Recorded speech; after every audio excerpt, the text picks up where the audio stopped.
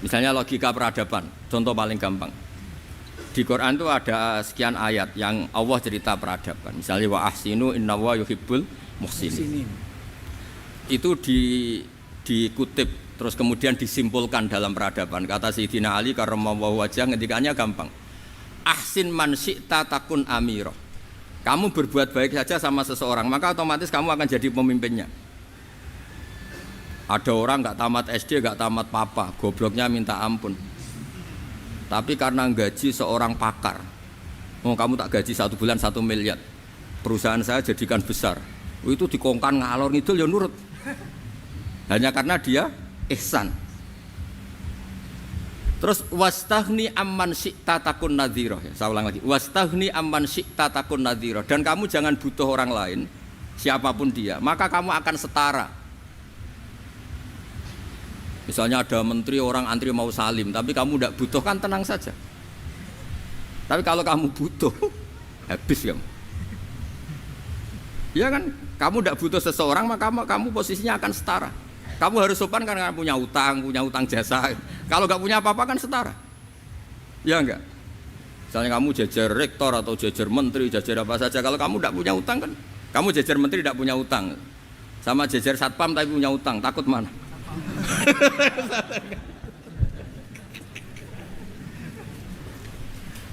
Kalau butuh itu mesti kalah kan? Ada pejabat misalnya nggak begitu cantik sama perempuan cantik yang kamu butuh ingin dicintai, takut mak. Padahal nggak jelas orang ini pangkatnya apa. Jadi dalam hukum sosial itu kata Sayyidina Ali wastaghni amman syi'ta takun nadhira. Kamu jangan butuh seseorang maka kamu akan setara. Terus yang terakhir wahtas ila man syi'ta takun asiro, asiro pakai sin. Dan silahkan butuh seseorang maka kamu akan jadi budak dia. Ya coba misalnya Anda seorang profesor, seorang alim, seorang getop, misalnya mencintai janda di ujung kampung sana, jalan kaki 2 kilo, padahal itu gak tamat SD, tapi gara-gara seneng, kacau kan, logika kepangkatan hilang semua kan. Jadi itu hukum peradaban. Itu mewakili isi-isi sosial yang diterangkan Quran. Ya, jadi paketnya 3 tadi ya. Ahsin man syi'ta takun amira. Kamu berbuat baik sama seseorang maka kamu bisa memimpin. Wastaghni amman syi'ta takun nadhira. Kamu jangan butuh seseorang maka kamu akan setara. Mbok kamu ketemu orang terkaya di dunia. Ya ketemu orang terkaya di dunia, kamu jejer, kamu tidak butuh dia. Tenang kan bisa setara kan? Tapi kalau butuh harus sopan, ngajukan proposal, harus berakhlak karimah.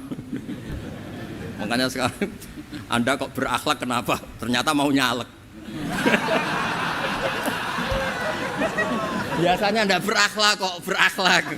Ada apa ini? Makanya guyonan di Rembang itu Beb Husain itu. Kalau ada orang mendadak sopan sama temannya curiga, kok tumben sopan, mau utang ya? Di zaman akhir itu kacau.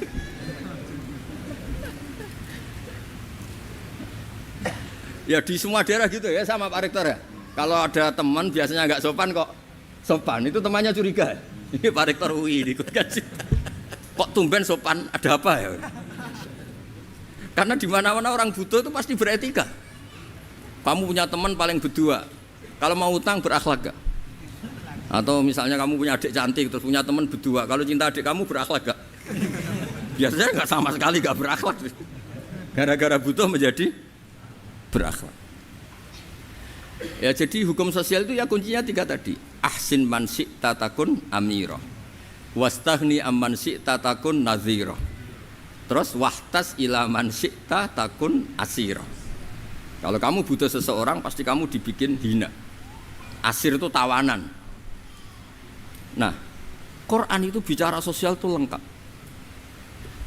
Dan itu yang nunggui kita. Kita punya tetangga yang kurang baik, ya seneng. Punya tetangga baik, ya seneng. Kata Imam Syafi'i, saya berkali-kali cerita. Kok seneng semua Imam Syafi'i? Ya bagus lah, kalau yang seneng saya enak lah. Dijak jagongan, dijak ngopi enak. Yang gak seneng saya, gak ngarah utang. Uang itu nak, kamu punya tetangga gak seneng kamu. Aman kan? Aman. Gak akan pinjem uang kan, pinjem mobil. Wong gak seneng kok. Makanya Imam Syafi'i itu kalau ngedikan luar Syafi'i, diceritain orang, ya Aba Abdillah bagiannya, ya Aba Abdillah orang itu nggak seneng kau, bagus lah. Loh kenapa bagus? Waman asaa ilaika faqat atlaqaka. Orang yang nggak seneng kamu maka membebaskan kamu. Nggak akan pinjam uang, pinjam mobil, nggak akan ganggu waktu kamu kan nggak seneng. Justru yang seneng-senengi masalah pinjam terus. Imam Syafi'i itu orang yang anggap dunia itu selesai. Ada yang cerita, ya Aba Abdillah, orang yang tadi cium tangan engkau, yang hormat engkau, di luar maki-maki engkau, ngerasain engkau, ngata-ngatain engkau. Ya bagus lah. Kok bagus gimana? Berarti saya wibawa, depan saya tidak berani. Berarti saya wibawa, di depan saya tidak berani. Berarti itu makomnya sudah kulillah sumadarhum fi khawdihim yal'abun. Sudah dunia itu selesai, sudah agak penting semua. Nah itu kalau kamu anak-anak beki ahli Quran sudah ayatnya kulillah sumadarhum fi khawdihim yal'abun. Sudah lihat Allah saja agak penting, makhluk-makhluk itu agak penting. Udah makhluk semua agak penting, sepenting Allah. Nah kita ini ditunggoni mukjizat seperti itu. Bayangkan misalnya kita ditunggoni tongkatnya Nabi Musa. Saya ngajar di sini terus ini tongkat. Terus nanti yang tanya, Gus itu kayu apa Gus? Nanti yang kolektor tanya itu harganya berapa Gus? Ruwet apa? Terus yang ahli suudon itu asli gak Gus? Wah.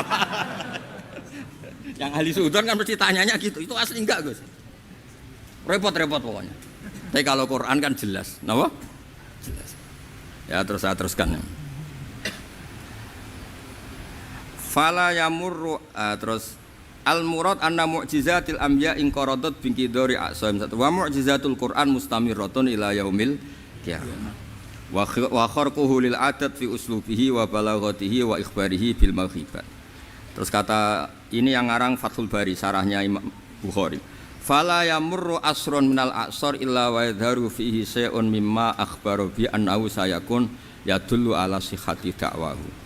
Wa hadza aqwal muhtamilat wa takmiluhu fil ladzi ba'da wa qilani ya anal al makna anal mukjizat al madiyah kanat khissiyatan tusyahadu bil absar kana qati sholeh wa asa Musa. Mukjizatnya nabi-nabi dulu itu hanya penyembuh, hanya pelengkap, hanya nuruti keinginan mata. Seperti dahsyatnya apa? Laut Merah diseblak apa dipukul sama tongkatnya Nabi siapa? Itu semuanya itu hanya memanjakan mata. Urusan mata. Terus wow itu. Tapi kalau mukjizatnya Nabi Muhammad itu berdasar akal. Maksudnya berdasar akal nih dengerin ya. Dengerin betul. Ketika Laut Merah terus tersibak kan wow itu keren kan? Terus kita bilang menyimpulkan, wah kita tidak akan mampu. Itu bodoh sekali kesimpulan kita tidak akan mampu. Meskipun bikin nyamuk Anda juga tidak mampu. Loh untuk memutuskan tidak mampu saja kok sampai pertunjukan seperti itu tuh laopo, cek goblok gitu. Nah kalau kita karena umat yang pinter untuk memaksa kita nggak mampu, Allah bilang innallaha la yastahi ayadriba mathalam ma ba'ud. Kita melihat nyamuk langsung berkesimpulan tidak mampu. Saya berkali-kali cerita nyamuk itu sudah kecil, masih punya urat, uratnya kayak apa? Masih punya kuman, kumannya seberapa? Ya enggak, nyamuk itu kecil, punya organ tubuhnya punya urat. Itu kalau kamu pinter, antara tongkatnya Nabi Musa menyibak Laut Merah sama nyamuk itu sama-sama berkesimpulan melahirkan satu faham bahwa kita tidak mampu. Loh untuk memaksa tidak mampu saja kok nunjuk pertunjukan ada onta keluar dari batu, Naqatu Sholeh, ada tongkat yang bisa mengeringkan Laut Merah. Cek goblok ya. Lah kita alhamdulillah ada jenis goblok yang seperti ini. Untuk ikrar bahwa Allah itu hebat ala kulli syai'in cukup lihat nyamuk, kagum kan? Sudah tidak usah bikin hidup. Saya berkali-kali mencontohkan. Para pemahat tak suruh bikin patung gajah itu mampu. Tak suruh bikin patung nyamuk kalau bisa. Nyari materi dari apa coba? Gampang mana bikin patung gajah sampai patung nyamuk? Gajah, makanya Allah bikinnya contoh itu untuk ijaz itu pakai nyamuk bukan pakai gajah. Itu kalau ustadz-ustadz yang agak jorok malah contohnya nyamuk Gus. Itu kecil. Itu kayak apa? Di dalamnya dia hamil. Oh, itu anaknya kecil lagi, telurnya kecil lagi, itu gimana itu cara bikin itu? Makanya di sini ini ada kitab Itqan, itu komentarnya itu lucu. Ini kitab Al-Itqan karangannya Imam Suyuti. Ini persis komentar saya tadi yang kata Imam Suyuti, pengarang kitab Itqan. Wa ya imma khissiyah wa imma aqliyah. Jadi mukjizat itu ada yang fisik, bisa dilihat indra, panca indra, bisa dilihat akal. Wa aktsaru mu'jizati Bani Israil kanat khissiyah li baladatihim. Bilada itu goblok, wakillati basairihim.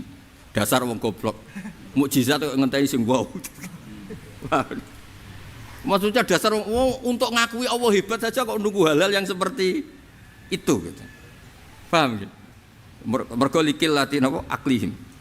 Wa aksaru mu'jizati hadil ummah aqliyatun li farati dzakaihim wa kamali afwahihim. Dan mukjizatnya umat ini semuanya berdasar akal karena sudah cerdas.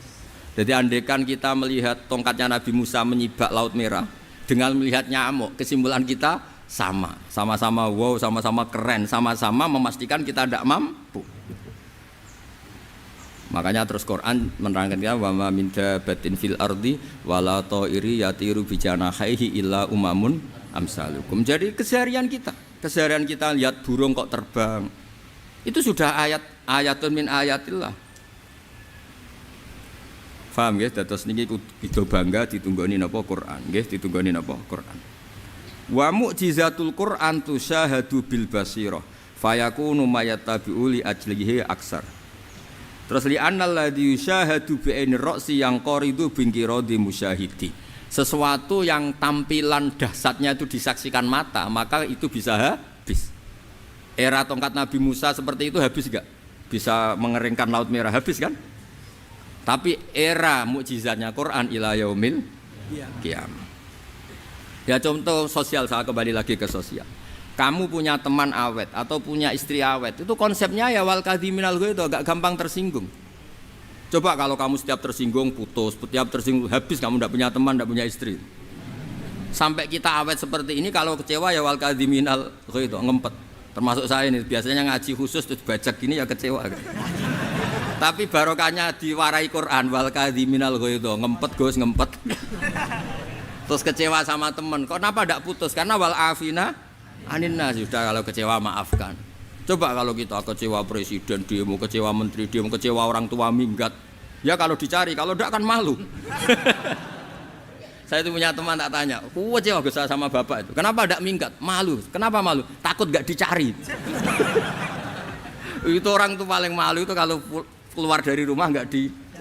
Saya punya teman lagi, saya ini takut mati Gus. Kenapa? Takut istri saya tidak nangis Gus.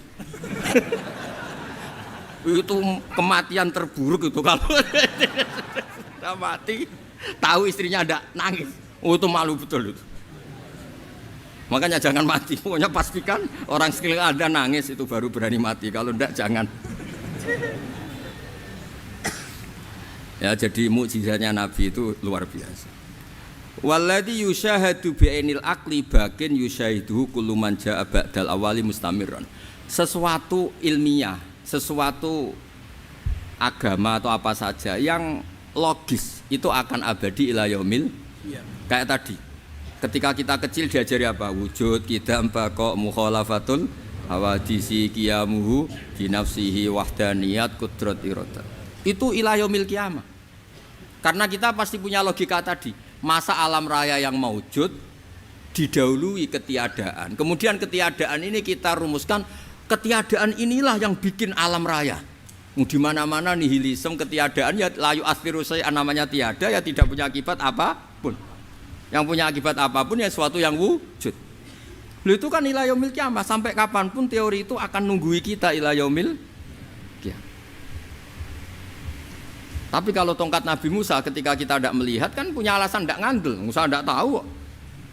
Tapi kalau kamu seperti ini, orang paling mulhid sekalipun, paling ateis sekalipun, terus ditanya, bisa enggak Anda mulai angka di luar angka 1? Tidak bisa kan? Makanya benar Imam Amudi tadi ketika diminta Allah, istadilla ala wahdaniyati bi hadrati malaikati, tolong ajarkan kenapa manusia begitu yakin kalau saya ini satu, padahal mereka tidak melihat saya. Terus beliau ngendikan, apa nisbatus naini wassalasa ilal wahid nisbatul far'i ilal asli. Angka 2, 3 sampai enggak terbatas, semuanya dibanding angka 1 itu nisbatul far'i ilal asli. Semuanya itu cabang dari angka 1. Itu mbok siapapun enggak usah ditunggoni nabi, enggak usah ditunggoni wali. Logikanya akan seperti itu. Itu yang dimaksud apa? Walladzi yusyahadu bainil aqli bakin yusyahidu kul man ja'a badal awal mustamir. Ya ini masih ada waktu seprapat, ini ijazah. Kalau ijazah enggak boleh tanya, ijazah ini. Dan itu yang fotokopi lebih besar itu ijazah.